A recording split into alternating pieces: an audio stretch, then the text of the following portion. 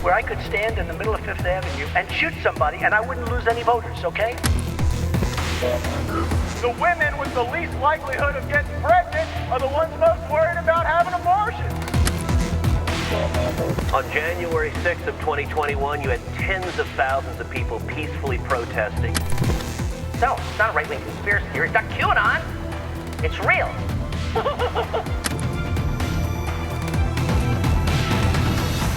Hey folks, it's Rick Wilson and welcome back to the Enemies List. My guest today is my good friend and compatriot of the Lincoln Project, Stuart Stevens, a veteran of more Republican campaigns than any other human being I've ever met.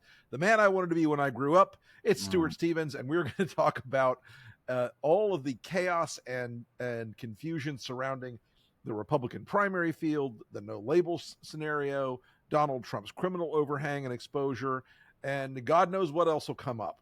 But Stuart, thank you so much for joining me this morning on the Enemies List. And thanks for asking the party, Rick. You had to rub in that elected more of these people who are running the country than anybody else. But you know, that's good, man. I know. I'm very high on Madame Defarge's list when we get rolled. Yes, the tumbrils. The guillotine. The tumbrils. I'm going to go in one of the first carts. I know. It's just, you know. Right. One way or the other. One way or the other, we're in trouble. So be it. Yeah. So, Stuart, I wanted to start out today because, you know, we've talked a lot in the last few months about just how much of a sort of charade this entire Republican primary is right now, and how all these people that are still willing to bend the knee to Trump essentially are, in my mind, wasting the time of the American people and the American media. To walk me through where you score these people in the history of Republican primaries that we've been involved in. Because I would say they're in the lower quartile. Yeah, you know, well, first, I think you've talked about this a lot, Rick, that it's very difficult to look at this race and compare it to other races because the way the party has changed, that the party has really become an autocratic movement. So the process of electing an autocratic or selecting an autocratic leader of an autocratic movement is different than selecting someone to be nominee of an American traditional mainstream political party. So all of the things that you would normally try to do in a primary, position yourself to run in the general, try to bring together people, none of those I think really apply. So I think there's kind of two truths here probably. One, that Trump is going to win. And probably the rest is, as you say, is just sort of a charade. I think that's true. And I think that there will be a moment when it might not look like that. You know, in the same way that you look at this last weekend when you had like SEC teams playing, you know, these cupcakes. At the half, it might be close. But by the end, you know, one team is going to be, you know, playing their third string and trying not to run up the score, and the rest are going to be just hanging on for their life. LSU, FSU this weekend, QED. yeah, exactly. You know, people forget in Florida, or they have lives they don't know. In Iowa, you can win the caucus with 32,000 votes. So that's sort of a big student body election. So if you look at what happened in 2016, Cruz focused a lot on Iowa, went out, was able to get 32,000 votes, or 30, whatever he got. He won Iowa. What did it mean? Nothing. Absolutely nothing. And, you know, the Romney was someone that, you know, we never planned to go into Iowa. Mitt used to call it the La Brea tar pits of politics. That it's a lot easier to go in than get out. So, you know, but we had this, because Mitt had run in 2008, we had this list of Mitt voters. Mm-hmm. And we kept polling them and calling them, and to our sort of astonishment, honestly, they still were for Mitt. So finally, kind of literally after Thanksgiving, it was like, well, this is stupid if we don't do this. So, you know, Mitt, I think, campaigned 8 days in Iowa. That was it. And we didn't spend much money. And he was able to sort of win. He won it when it counted. Then they later recounted and Santorum won. And he was able to win New Hampshire. But we had focused on New Hampshire. And we had laid all this groundwork in New Hampshire.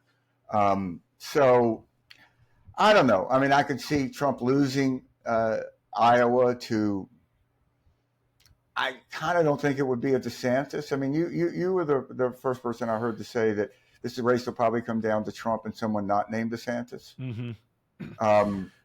I mean, yeah, there's a lot of potential Iowa types in that field. You know, you've got the as much as he's an absurdity, Mike Pence still has a lot of deep evangelical roots. That's a big part of the Iowa constituency.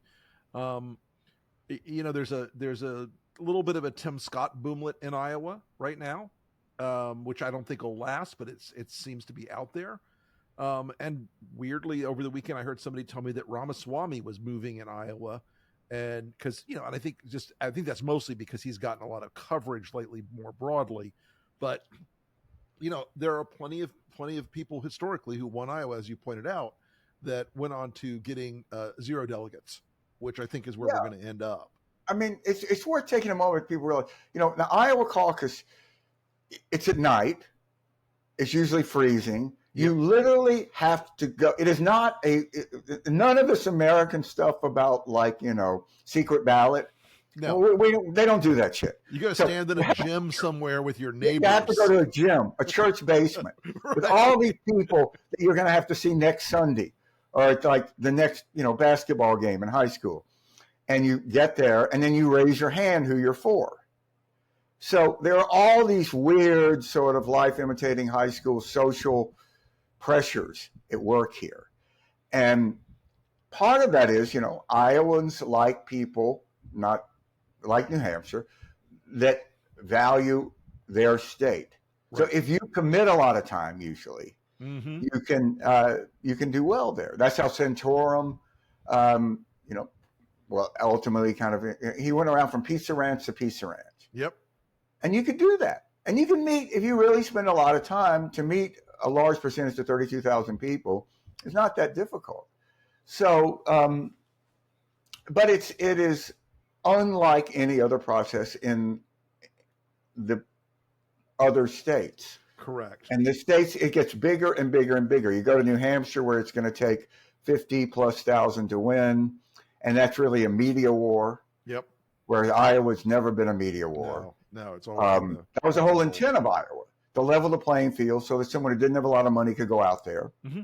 This is how George Bush in 1980, Rich Bond, our brother Rich Bond, moved from Long Island to Iowa. He lived there.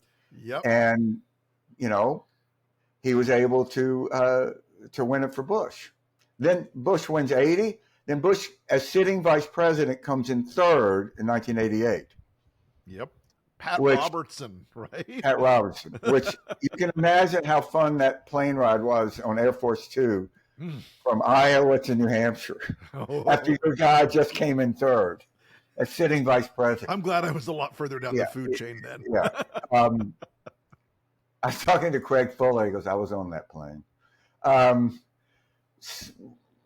then you go to South Carolina, which is an entirely different state. Mm-hmm.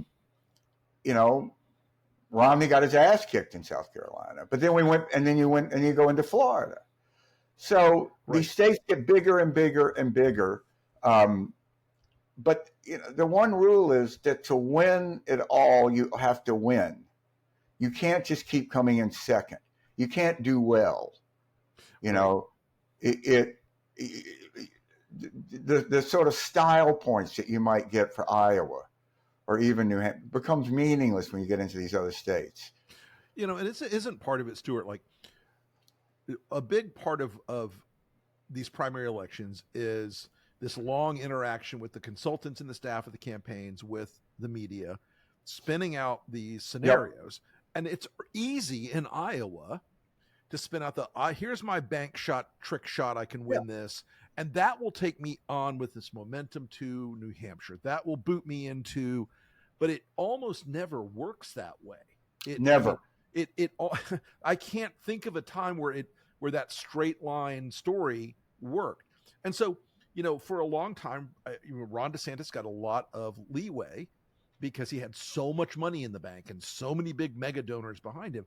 Right? People were like, yeah, well, DeSantis, obviously he's going to do great in Iowa because Jeff Rowe is an Iowa expert. He knows how to do it. He's got all this money. But it doesn't, I mean, again, that overhang of Trump, these guys are all scrapping around to try to get 9, 10, 15% of the vote. And at that point, I think once you end up with Iowa being out of in the rearview mirror, the race is going to collapse down pretty quickly to real talk. Listen, man, I did 2 races where I made the case to the candidates that if we win Iowa, it is going to have a major impact in New Hampshire. And I can say in both cases, I was 100% wrong.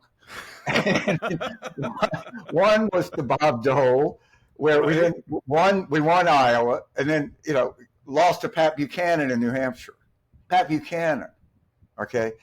And then Bush, McCain in 2000 only focused on New Hampshire. I was convinced that if we won Iowa, that would then, sort of give us momentum. We took a 60-point lead into New Hampshire and lost by 19, while outspinning the other guy 3-1. That is a big delta. You really have to work at that shit. Right.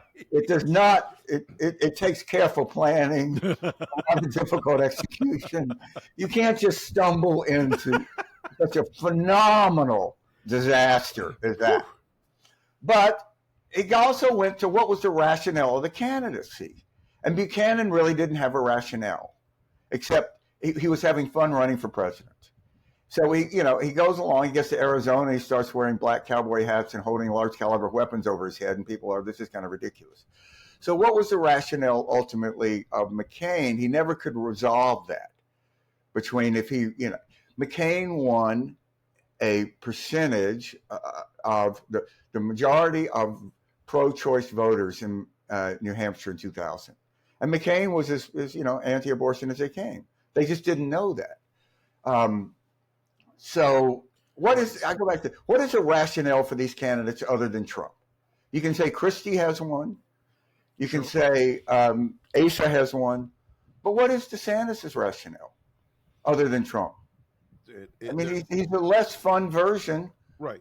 I'm Diet Trump is his answer. Yeah. I mean, the guy is beige on beige. He's such a clod, though. It's painful to watch the guy. It is really painful. is. The only candidates that he reminds me of a more charmless version of Tim Pawlenty or Scott Walker. Scott Walker could at least in a bowling alley or a diner or whatever, kind of sort of act like a normal human being for a few minutes, but he just consistently cannot. Well, Walker was a normal human being. Yeah. I don't think the guy graduated from college till he was like 45 or something. Yeah. He was just kind of this, moke from Wisconsin. Hey, I'll take it. Stuart and Pawlenty was a great guy. He was just not a great candidate. Just not a great candidate. And there is a gift, folks. Yeah. There's a gift, folks, in politics. And yes, you can learn some of the skills, but if you don't have that gift, you don't have that gift. And at a certain point, you have to enjoy it. I think it's like a sports. Yeah. That if you're out there and you're not liking what you're doing, and I always get the sense watching DeSantis, he's asking himself, why am I having to do this? Oh yeah. I should be the nominee. Right. They should just affirm. Why are you people nominee? Asking me to do this?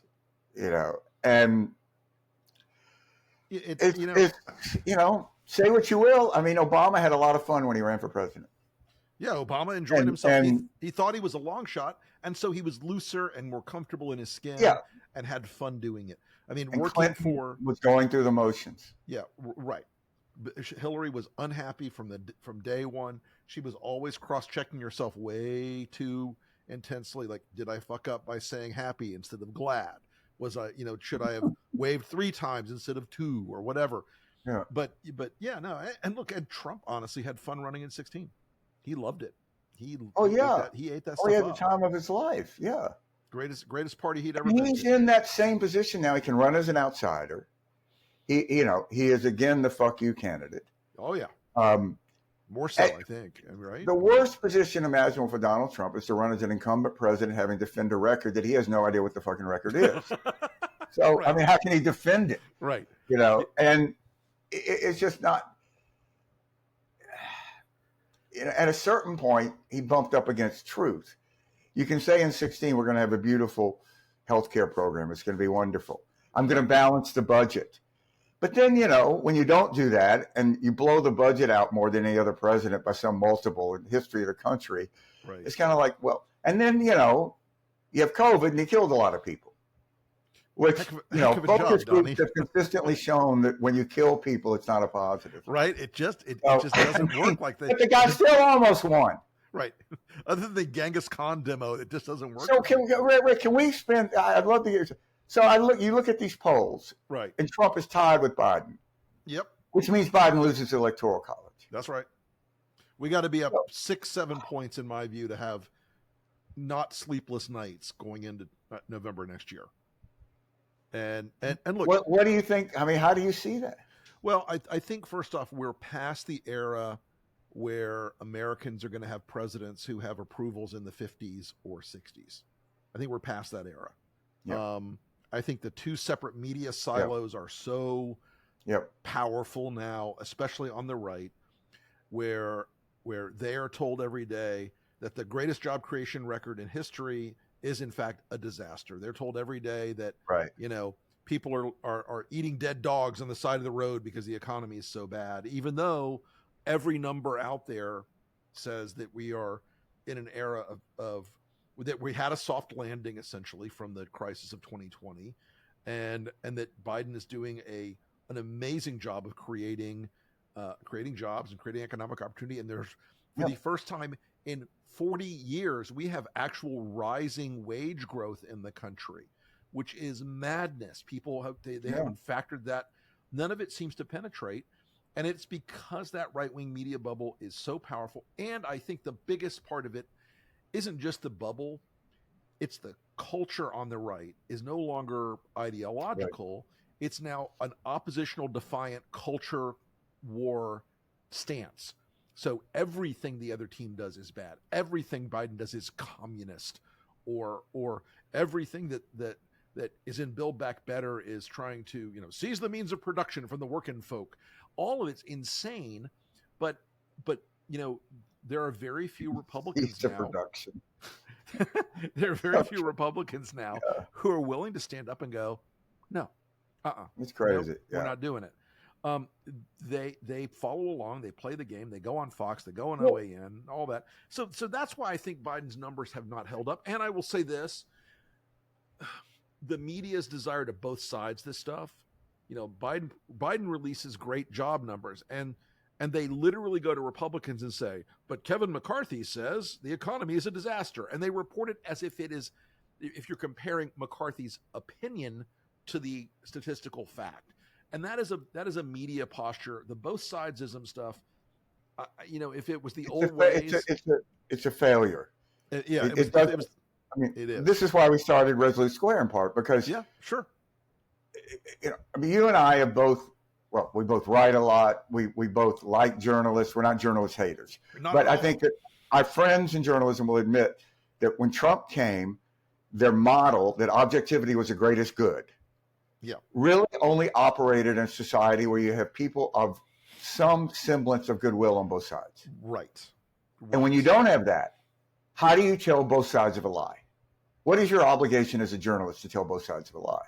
Correct. And I think they've really struggled with this. How do you do this? You look at the transition from how do you describe when Trump lies? It was, Trump offered a different opinion. To now they're more calling him a liar. But they still are hesitant about it. They still don't know what to do with it. If you look at Hungary or places where democracies have slid into autocracies, the autocrats know how to manipulate the values of a democratic system to kill the democratic system. Right. They basically hack democracy. And as our friends Ruth Ben-Ghiat and Ann Applebaum have written, and Tim Snyder have written extensively on, democracy has a lot of sort of suicide pills built into it if bad actors know how to exploit them. And these people know how to exploit a lot of these things. So, Stuart, I want to move on to one other big area that we've been worried about a lot. And I wrote an article in Substack yesterday called "The Rocket Sled" about this, and it's this idea that we are on this very fast track, moving very fast down a very straight line toward a Trump-Biden battle, but so many people, especially on the Democratic side, still believe that somehow some miracle will occur and Donald Trump will be in jail by November of 2024, and that the legal overhang that's hovering around Trump, which, by the way, folks, is completely deserved at every level. He's a scumbag. He's a criminal. He's done it all. But I'm worried that people have counted too much into that and are too sanguine about Biden's chances. They're going to say, "Oh, Trump's going to be facing all these charges. He'll be in jail." How much do you think they're overcounting on that, Stuart, at this point? Because I'm panicked about it. I look, you're the first person I ever heard say very matter-of-factly, you're asked a question, I forget where we were, and you said, "What do you think is going to happen to Donald Trump?" And you said, "I think Donald Trump will end up in jail." Yeah. And you said this, like, I think, I might have even been 2015. Could be. And I will say, not to embarrass you, but the one phrase, "everything Trump touches dies," is going to be, along with Adam Stewart's, what is it? He wrote, "Cruelty is the point." Is the point. Those two phrases are going to be the hallmarks of the Trump era. In 50 years, that's what people are going to read and say. These are the two, in a chaotic, cacophonous world, these are the true truths that really stand out. But it's absolutely true. And it's just, you look at the mugshots. I mean, look at that. So, I mean, like all these people, Jenna Ellis up there with her like yearbook picture, like, no, you're going to jail, girl. You're going to jail, but the inability to imagine Trump has been one of his greatest assets. And certainly in 2016, I mean, a lot of people were wrong about Trump, but it's really hard to find anybody who's more wrong than me. I could not imagine him winning, a guy who talked in public about having sex with his daughter winning the Republican nomination. And then that called me crazy. And then I couldn't imagine him beating, particularly after Access Hollywood.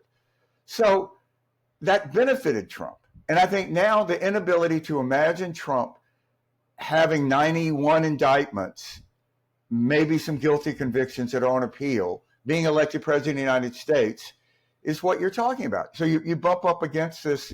Well, and the danger is exactly what you're saying.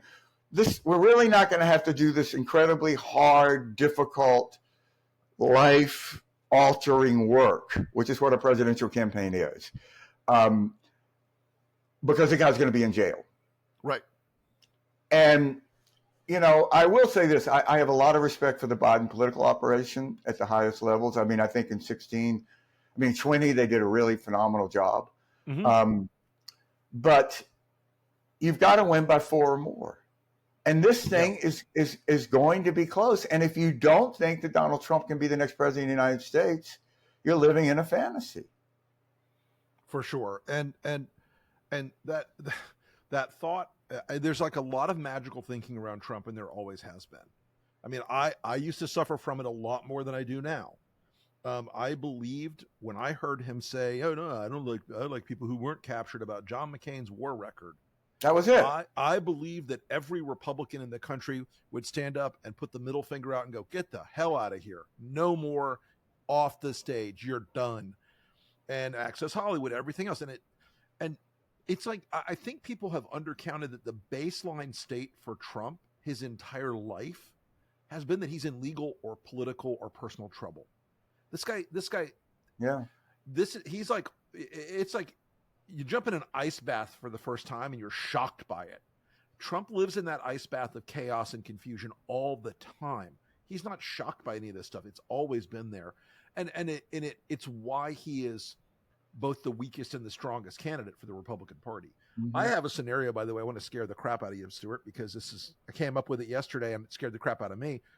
I have a suspicion, to protect Trump legally, that right after the first couple of primaries are done, and Trump is obviously going to be the nominee, that the RNC will shortcut the nomination process and declare him by acclamation as the Republican nominee sometime in late March, early April, so that he gets the legal protection of saying, I'm the Republican nominee. You're going after me for political reasons. You should write about that. I did yesterday. That Rocket Sled article has that in there, but I was laying awake. I wrote it, and I was laying awake last night going, oh fuck, what if that happens? Because, you know, as you like to say, it's like the greatest danger is not realizing what the greatest danger is. Yeah. And I think that he may have a layer of legal protection from being the nominee sooner than a lot of Republicans, and I think sooner than DOJ, Jack Smith, Alvin Bragg, and Fani Willis have anticipated. You know, people don't realize that, you know, there's no mention of political parties in the Constitution. Right. And a political party is really a bowling club. It can pick a president, a nominee, any way they want to. Sure. You know, which is why we see No Labels creating a party, and they say, well, you know, a couple of us are going to get together and we're going to decide who we really in this, because there's not enough participation right in the process. 10 of us are going to get together and decide who's going to be, you know, our nominee. Yeah, that Stuart, that was exactly what I was going to ask you about next. Is the No Labels thing? And folks, I want you to understand, No Labels, when they are talking about putting a third party nominee on the ballot, they're not going to elect that person in a primary. That person won't be put out there in a primary like the Republicans and Democrats have traditionally. That person will be selected in secret by a small group of donors to No Labels, who happen to all be wealthy oil and gas, private equity, and real estate billionaires from Texas, who are funding Nancy Jacobson and Mark Penn's campaign here. And so, I mean, Stuart, first off, set aside the hypocrisy of No Labels. I can't imagine that the American people will look at that and go, wow, you pick somebody in secret and they're the only option? Talk about narrowing the field of choices for American voters. Yeah, but, you know, the problem is if 95% of possible voters have that opinion, the other 5% can still give it to Trump.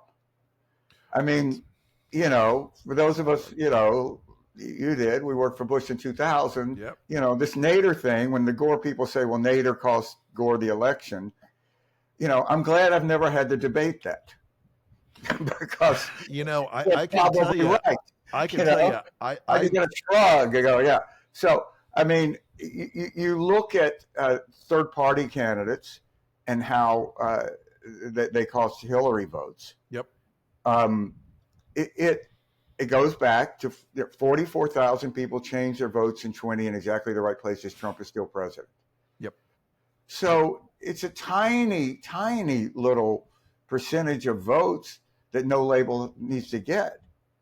And the absurdity of No Labels is they know they can't win. Yeah. They're so you have to ask yourself, why are people saying something that is demonstrably untrue? I mean, it really, I don't really see the difference in saying, give me money and I will cure cancer. Right. You know, I mean, I increasingly find this difficult to believe that anyone is engaging in this in good faith. And how? And it's extraordinarily dangerous. I mean, I look at Larry Hogan, who, look, was a friend of mine, a client, you know, I love the guy. Sure. I don't think Larry Hogan's going to run as a nominee. And I think in his mind, there's no detriment to the process now to talking about it. But there is a detriment to the process. It does, anytime you have someone who's like a credible human being out there, Larry Hogan, you know, governor of Maryland, tough state, great governor. He's out there talking about how Joe Biden is such a failure. Right. Who does that help? Joe Biden or Donald Trump? Yeah. I mean, and it's like, when you see the guy that wrote the No Labels policy book is out there on Twitter calling for the impeachment of Biden and Harris. Yeah, this is definitely not a group that is stacking the decks to go after Donald Trump in any of their efforts. You know, the co-chairman of No Labels, Pat McCrory, former governor of North Carolina, his campaign manager, Chris Lasavitas, is Donald Trump's campaign manager.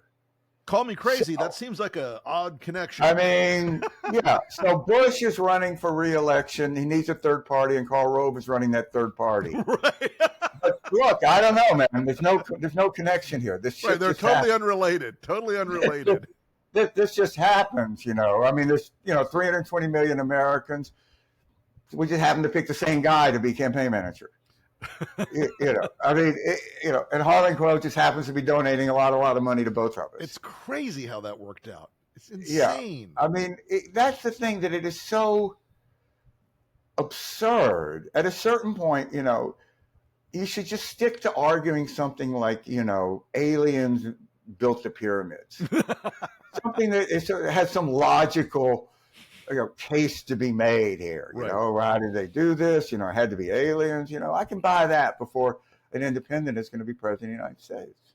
Absolutely. Well, Stuart, I appreciate you coming on the enemies list today, brother. I appreciate your time as always. And I will look forward to talking to you again later. And I'm going to see you out in Los Angeles, California next week.